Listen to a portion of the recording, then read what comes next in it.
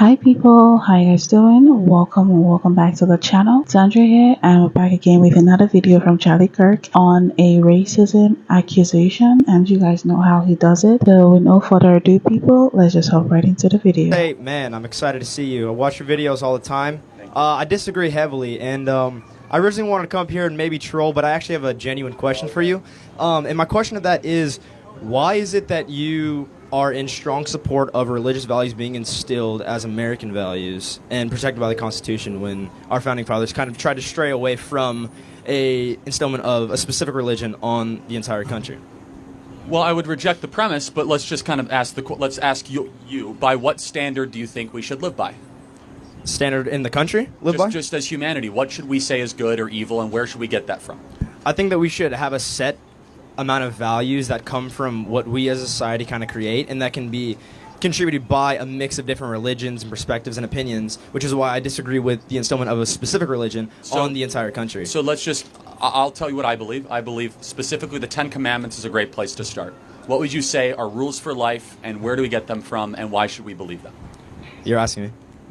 Yeah. I mean, so again, like I said, I think that a lot of things we can point to the Bible, we can point to the Ten Commandments, we can point to a lot of these teachings, and we can say, okay, here's a good set of values that we have that are outlined in the Ten Commandments, in the Bible, and stuff like that. But we can also, what that raises the issues of is what that does for the rest of the country. Because if you flip that logic and you applied it to, let's say, values of Islam, values of Hinduism, values of Buddhism. We weren't founded on those values, though. Correct. Right? We were not founded on those values, but also I think that just because we were founded on beneficial values of a specific religion does not mean that we as a country should look to solidify the entire country in religion. And what we're seeing a lot in government is more religious involvement. We're seeing a lot of money. Which we should. We should have a ton more religious involvement. And the reason primarily being is if America goes secular, it will lose its mind. Would you agree then? And we're seeing that.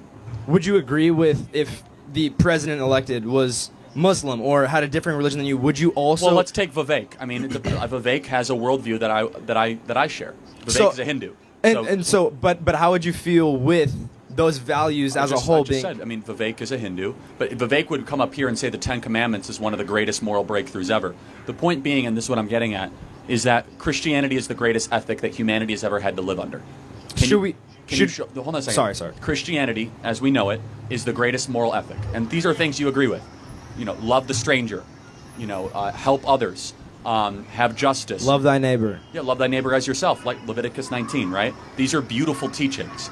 In fact, they're so beautiful that you think that they're common, when in reality the rest of the world doesn't always have them. Even freedom of speech and natural rights and charity to the lesser, these are all Christian values. So what I'm getting at, though, is if we remove Christian values, which you may or may not be suggesting, what do we replace them with? I guess my question is more centered around using taxpayer dollars. Well, I guess I can lead with a question. How do you feel about taxpayer dollars using to fund things like Bible teachings in public schools? Yeah, I totally support that. The Bible is a historical document. And so my question again is, how would you feel about taxpayer dollars going towards teachings of the Quran? Well, they actually do that already. And are you in support of it? Hold on a second. Pause. We do have a religious texts of a lot of public schools. Yes, we should look at all religious texts of great faiths and learn and examine them. You know, okay, what does the Quran say? What does the Bible say? If it's in a public... Okay, so this young man, I'm going to say kudos to him. He's one of the most civil people that has come on here to debate and just talk about religion and just talk about their views. I don't think he shed more light on his religion or if he abides by any, but even if he doesn't, I truly understand where he's coming from. Okay, I mean, in as much as I am with a certain religion, in as much as I'm a Christian, I do respect every form of religion because our faith is what keeps us grounded to humanity, in my opinion. And if you find your faith in whatever religion, I mean, like, that should be acceptable. And I think this young man was just trying to point out that he feels like Christianity is being given more acknowledgement in a country that the leader has tried not to specify on what religion the foundation of the country was built off on. And I properly get that, right? I don't feel like Charlie really gave him what he really wanted, right? I don't think Charlie gave him basically a straightforward response that he could really just hold, like something solid, right? In my opinion, I want to know what you guys think about this. But this was certainly very civil and definitely educative, because both men are just bringing out their facts, bringing out their observations, and just all of that, right? But I mean, in the end, we should just learn to be accepting and learn to practice tolerance when it comes to people's beliefs, people's faith, people's religion, and what have we. But yeah, let's check out a second debate. Okay. My question to you, and I just want to confirm your position on something. You are anti-death penalty, is that correct? Pro. You're pro-death I've done this once already, but yes, correct. Okay. I used to be anti, but yes, fine. I just want to ask about consistency. So, consistency.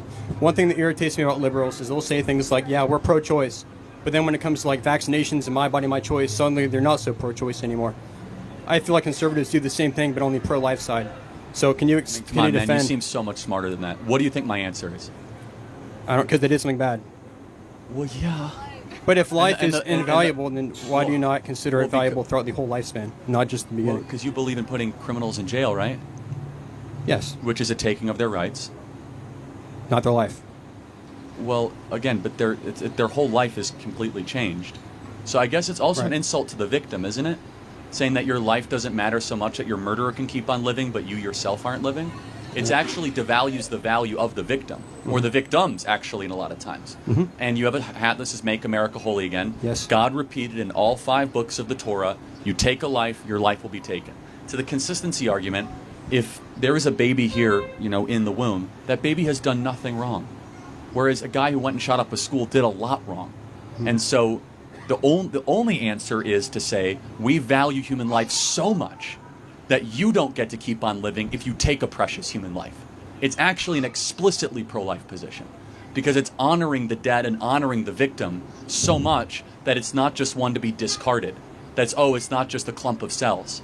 You see, to be against the death penalty is actually consistent for the left, because they're like, it's just a bunch of clump of cells that got shot up at a school. It doesn't really matter. Go put them in a jail. Where we say, no, that's a life you took, and you don't get to keep on having breath if you go take another precious human life. Does that make sense? It makes sense. And how do you defend there's a flat-out commandment that doesn't give... Really? I can't hear anything on the other That's side. all right. I'm sorry. Okay, it says, thou shalt not kill, thou shalt not murder, not thou shalt not kill. So killing and murder are 2 different words in Hebrew. It says, thou shalt not murder, not kill. Again, I could repeat this just over on ad nauseum. God has a law in the scriptures. If you are to take a life, your life shall be taken from you. Why is that? God went and explained in the Torah, it's because human life is so precious, you shall not be able to continue. The only punishment is that your life should also be taken from you. Okay, thank you. Thank you. Okay, so quite frankly, as the first one, this was also very cordial and understanding, right? Like both men were civil, both men actually were listening to the other, right? So in terms of aborting a clump of cells, which is an argument and a debate that Charlie has been on over and over again, a lot of diplomacy, or there are a lot of conversations that can go into it. But I mean, there's one thing I always say is, if you want to take the life of an unborn child, you should be aware and accept what you're doing. I mean, it's what it is, right? So there shouldn't be some form of justification to make things okay. I don't know if I'm coming from a biblical standpoint, or I'm coming from a sentimental standpoint, but it's honestly just how I see it. And I'm like, if this is a decision you think is right for both of you, and this is what you want to do, be aware of what you want to do.